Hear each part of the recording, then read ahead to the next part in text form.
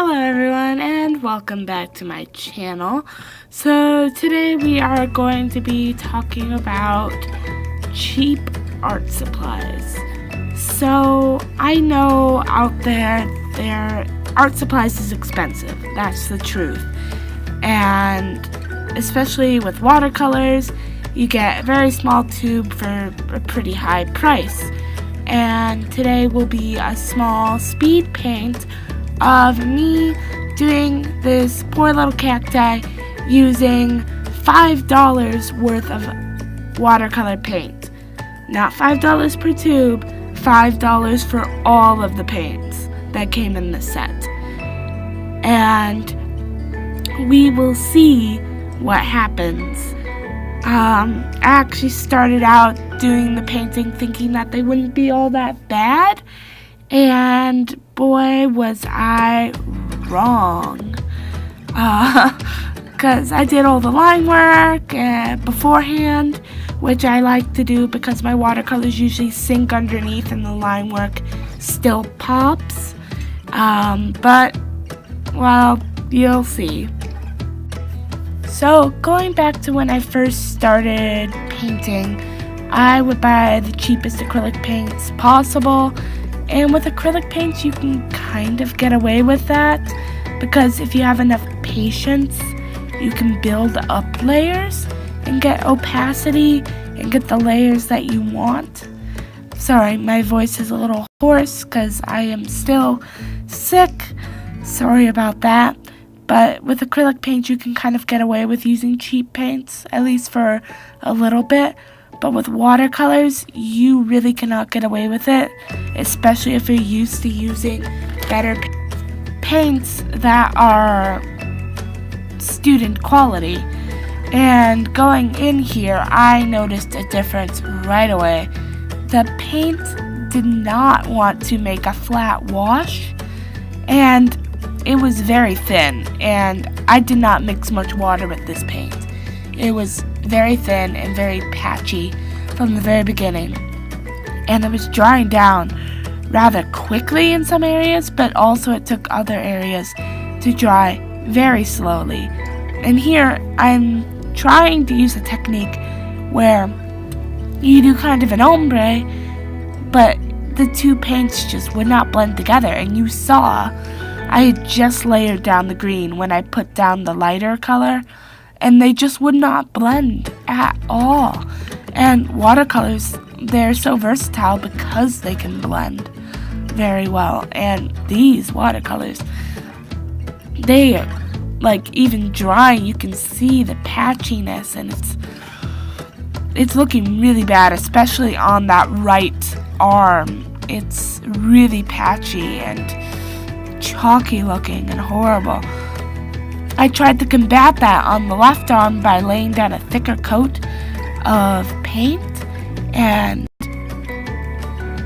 it is just not drying at all. Like, it is just staying wet, and I actually had to move on to a different part of the painting because it was not drying. It is still super wet. And down here you can see the patchiness again. I'm just trying to do a small wash in a small area, and it's extremely patchy, and it will not lie down flat, and it's chalky, and it's not fun to work with. I usually enjoy painting with my watercolors, but this stuff, it was not fun to paint with. It was very hard to stay within the borders, and it was very hard to get the opacity and the blend that you wanted out of your paints. The only color that I'm okay with is the pink, and that's because I was using my regular watercolors instead of the cheap watercolors, because this set did not come with red paint, and which I find really funny because usually sets come with the primary colors and then maybe a brown, a white, and a black. But no, this one came with two blues, a green, a yellow, and two different shades of brown, which I found very confusing. I actually kind of like the lighter brown paint. It still did not work as well as I would like, but it managed to lay down a flat wash kind of. But in a lot of areas, it would kind of separate from itself, which the footage being sped up, you can't see it as much. But yeah, the light brown paint worked the best out of all of them, and that isn't really saying much because it did not do a very good job either. And you can still see that the green paint is still wet, and I just kind of gave up on that part drying, so I moved on to add a second layer, which I wasn't planning on doing, but I was hoping a second layer would fix the patchiness. And it kind of did in some areas, but it added that chalky factor. And I will say it did blend a little better on the second layer, but like, you shouldn't have to do a second layer in order to blend. You should be able to get that blend on the first layer, especially with such a simple blend from one shade of the color to another. And yep, it's really chalky looking, especially on the one I'm working on right now. So chalky. And still patchy as it dries. It just gets patchier and patchier as it dries. I mean, you could use this for an aesthetic piece, almost, the patchiness and the chalkiness, but for a beginner watercolor, you should not have to work with this because it is a lot harder to get the desired results than if you just got some student quality watercolors. It was so difficult to work with, and it would never dry, so I got green in my pink flower, and it never truly got fixed, but oh well. Count the number of times I say chalky in this video, because it is chalky. It looked blended while it was wet, but it is very chalky once it's dry, and it lies very thick on the paper. And look at those brush strokes when I'm trying to make my ombre. Isn't that fantastic? Yes. I felt very sad to be painting with this. It was actually worse than Crayola. These paints were worse than a $2 Crayola paint set. I actually have done a few pieces with just the Crayola little pan set of paints, and I can say they were higher quality watercolors than this $5 set of 5. I believe it was 5 colors. 2 blues, yellow, green, 2 browns. It was 6. Yeah, 6. $5 for 6. With Crayola, I believe you can pay $2 and get 8 colors. Yeah, I'm just showing up here this is the paper I used. I wasn't sure if it was the paper or the paints I was using. Here are just some other paintings I've done with watercolor, and I was trying to show how they are not as patchy. And here is actually a painting I did with the Crayola, and here's another one I did with the Crayola. None of that patchy disgustingness that you see here. Like, it is solely in this piece, and I hate it. I hate these paints. I would not recommend anyone use them. They just make me feel sad because they are really horrible to paint with. They just suck. And here I did a test with some of my trusty tub paints, and I wanted to see if it was maybe the paper doing it, because I was using a new watercolor paper that I had never used before, and I just did a bunch of tests with my one brown color. And as you can see, it's not chalky, it's not patchy. I can make an ombre, I can make a wash, and these paints, they just belong in the garbage, and that's where they went. So goodbye, and sorry about that, but I will just be using these. I believe I got these paints off of Amazon, and they are student quality, and they are very reliable. They are not the best paints, but I would totally recommend them for beginner to watercolors if you are interested.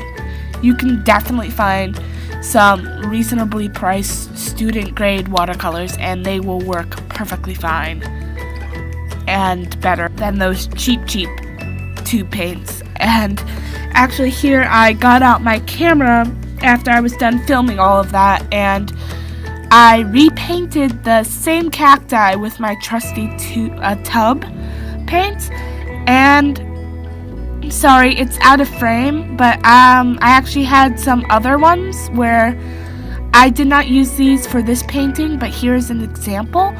You can get, these are actually $3.70 each. Winsor & Newton student grade watercolor tubes. And you can get the primary colors and white and black, and it'll work fine as a beginning. You can mix your own paints. But I used my trusty tubs for this painting to redo the cactus. And it's not the best because, again, I rushed it, but there's none of that chalkiness. There's none of that patchiness. Yeah. It's really important that you, in fact, don't just buy cheap paints. I put back in this footage because I really think it is important to talk about this. Using cheap paints, they may seem like a good alternative, especially if you're just looking at watercolor as a hobby, but don't use cheap paints. Don't use them. They will just make you feel sad about your art. I was really miserable painting this. I wanted it to be over with as soon as the first bit of chalkiness comes up. And I put this back in the slower footage so that you really can see the difference between the chalky, horrible paints and the actually decent student grade watercolors that I normally use. And actually the Crayola. Crayola is actually decent. If you are just curious, I say you could use a Crayola.